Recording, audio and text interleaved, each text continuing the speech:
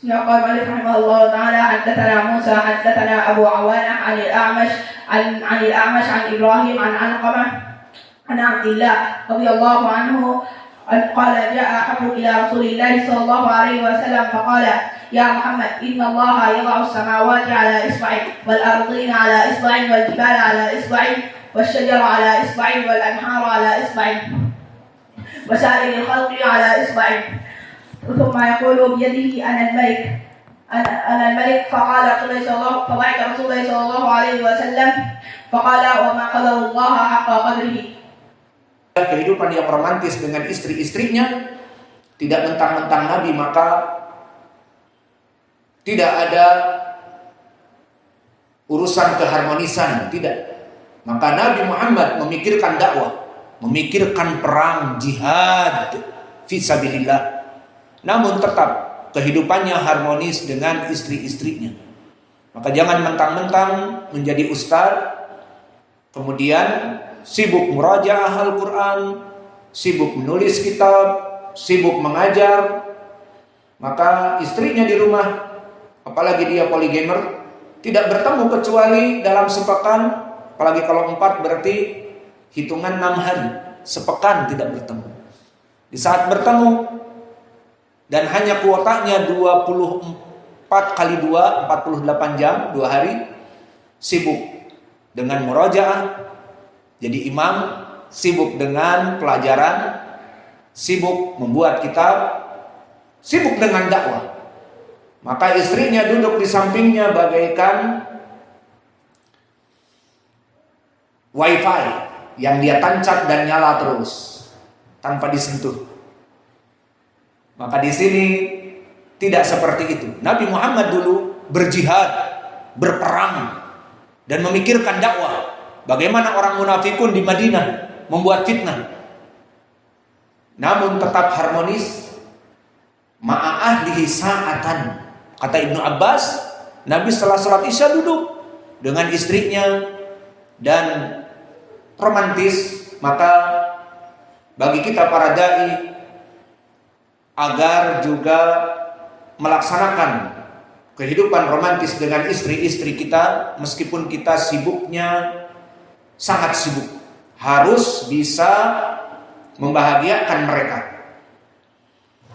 Kemudian summa raqada. Nah, setelah selesai duduk berjam-jam, walau alam berapa jam, maka kemudian Nabi tidur.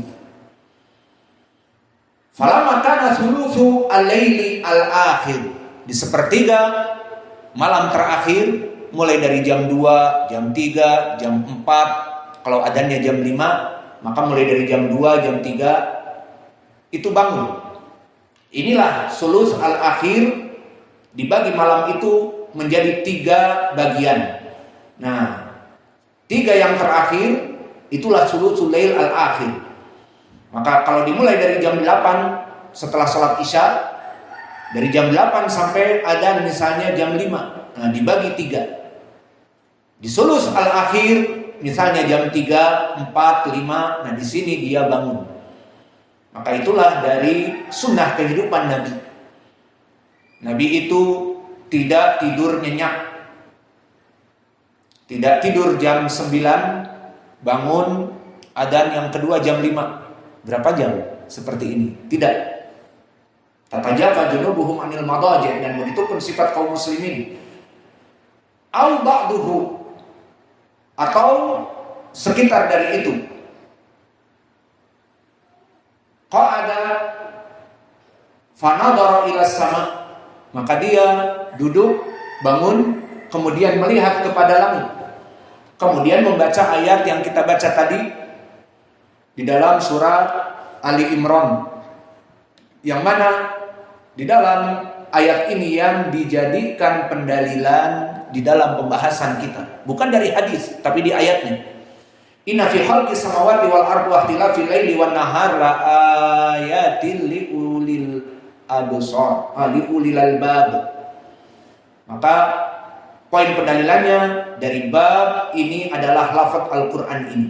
Inna fi khalqis samawati wal ardi, bahwa pada penciptaan langit dan bumi dan perubahan malam menjadi siang dan siang menjadi malam, la ayatin, menjadi ayat.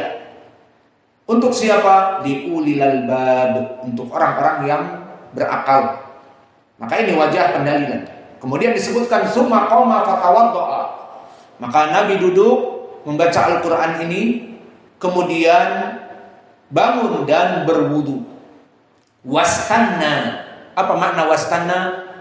Menggosok gigi. Jika ada siwak, alhamdulillah bersiwak. Maka jika tidak, ada pasta gigi dan sikatnya, brush and the paste, tidak apa-apa. Wastanna, yang jelas melaksanakan gosok gigi. Kemudian setelah itu berwudu dan menggosok gigi.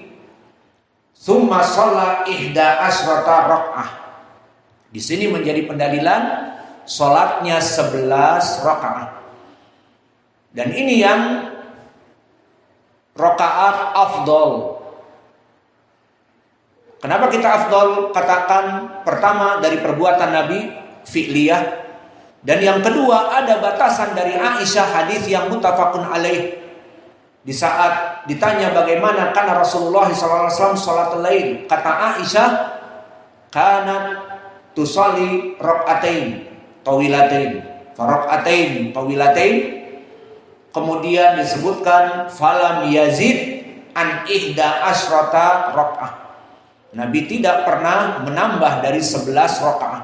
Seperti di sini dari fi'il perbuatan Nabi, kata Ibnu Abbas, salat 11. Maka dari perbuatan Nabi salat 11 dan persaksian Aisyah radhiyallahu anha yang mengetahui malam-malam Nabi kebanyakan bersama dia. Di saat sakit Nabi kebanyakan bersama Aisyah, maka dikatakan tidak lebih dari 11. Maka ini yang kita ambil dari jumlah, bahwa sholat tarawih dan sholat tahajud lebih baik tidak lebih dari 11 rakaat. Summa adzana Bilalun, maknanya adzan yang kedua. Summa adzana Bilalun bisalah fa shalla rak'atain summa kharaja fa shalla linnas as-subha. Kemudian dia sholat 2 rakaat. Kalau dikatakan, ini kan 13 berarti sholat witir itu sholat malam 13. Kita katakan 11. Lalu yang 2 ini apa? 2 rakaat sebelum fajr. Yang di hadis disebutkan rakaatain qoblal fajr khairun minad dunya wa ma fiha. Hadis Aisyah diriwayatkan oleh Imam Muslim. Maka di dalam hadis ini yang kita bahas banyak faidah-faidah. Pertama, tentang sifat al-khalq, dan ini yang menjadi wajah pendalilan di sini, di mana Nabi membaca ayat yang berhubungan dengan inna fi khalqis samawati wal ard, Allah menciptakan langit dan bumi. Maka yang bisa kita ambil sebagai wajah pendalilan sifat al-khalq lillah. Maka al-khalq atau al-khulqu, penciptaan itu, barakallahu fikum, dia adalah sifat fi'liyah dari Allah Jalla wa'ala, yang mana pendalilannya banyak di Al-Quran. Di antaranya ayat yang dibaca di sini, inna fi khalqis samawati wal ard, dan juga di dalam ayat-ayat yang lain seperti di dalam surat Al-Hijr, inna rabbaka huwal khallaqul alim. Al-khallaq ismun mubalaghah, maha pencipta. Dan di surat Al-A'raf, alalahul khalqu wal amru, hanya bagi Allah lah al-khalqu, penciptaan dan pengaturan. Dan juga banyak lafaz-lafaz, walaqad khalaqnal insana, walaqad khalaqnal insana wa khuliqal insanu dha'ifa. Maka lafaz-lafaz khalaqa di sini memberikan makna sifat Allah itu maha pencipta. Dan dari sifat Allah maha pencipta diambillah nama untuk Allah Al-Khaliqu, dialah maha pencipta. ataupun dengan sibah mubalaghah al-khallaqu, seperti di dalam surat Al-Hijr, inna rabbaka huwal khallaqu. Maka nama Allah ada dua dari sini, al-khaliq dan al-khallaq, ismun mubalaghah ala wazn fa'al. Dua nama Allah ini diambil dari sifatnya khalaqal insan dan khalaqas samawati wal ard, dan yang lainnya dari ayat-ayat Al-Qur'an. Di antaranya seperti pendalilan di ayat ini, inna fi khalqis samawati wal ardi wa ikhtilafil laili wan nahar la ayatin liulil albab. Maka inilah wajah pendalilan kita dari Al-Qur'an dan di dalam bab ini. Dan adapun di dalam hadis-hadis yang lain telah datang juga hadis-hadis yang sahih, seperti datang hadis yang muttafaqun alaih dari Abi Hurairah, yang mana hadis ini dari Abi Hurairah hadis yang qudsi. Qala Allah Ta'ala, wa man adlamu mimman dahaba yakhluqu ka khalqi. Maka sangat besar dosa mereka orang-orang yang menggambar makhluk bernyawa, yakhluqu ka khalqi, yang mana dia berbuat seperti bentuk yang aku bentuk. Sahihnya yakhluqu ka khalqi. Khalqi di sini dinisbatkan penciptaan kepada Allah, berarti Allah Maha Pencipta. Dan di hadis-hadis yang muttafaqun alaih juga dari Aisyah dan yang lainnya, inna asyadda adaban yaumal qiyamah alladina yudahiuna bi khalqillah. Maka inilah sifat al-khalq. Dari sifat khalq ini diambil menjadi al-khaliq, bahwa Allah itu Maha Pencipta. Maka ini wajah pendalilan di dalam hadis yang agung ini. Dan adapun pendalilan yang lain dari segi fikih tentang bagaimana sunnahnya jika kita melaksanakan sholat tahajud menjadi 11 rakaat dengan witir. Dan juga di sini penisbatan dari sholat 2 rakaat sebelum fajar dan dilaksanakan di rumah. Di sini Nabi dulu mendengar adzan yang kedua, maka dia sholat dulu di rumah, kemudian berangkat menjadi imam. Dan di sini juga menjadi sunnah di saat kita melaksanakan bangun malam, selain berwudu juga sikat gigi, menyikat gigi kita. Karena di saat kita bangun dari malam, maka bakteria-bakteria dengan air liur kita sekitar 4 jam kurang ataupun lebih, karena tidur jam 10, bangun jam 2, bangun jam 3, bangun jam 3/4, bangun jam 4, 5 jam atau 4 jam, maka akan terkumpul air liur yang kadang-kadang keluar di bantal. Siapa biasanya tuh yang ngeces, maka bau bantalnya. Karena bakteria tersebut berada di mulut dan tidak keluar dan tidak masuk bersama makanan dan minuman. Maka kemudian di saat kita bangun, kita hanya wudu dan kita sholat, Allahu Akbar. Mana adab kita kepada Allah, menghadap kepada Allah. Sami Allah liman hamidah. Apalagi Allah, Sami Allah.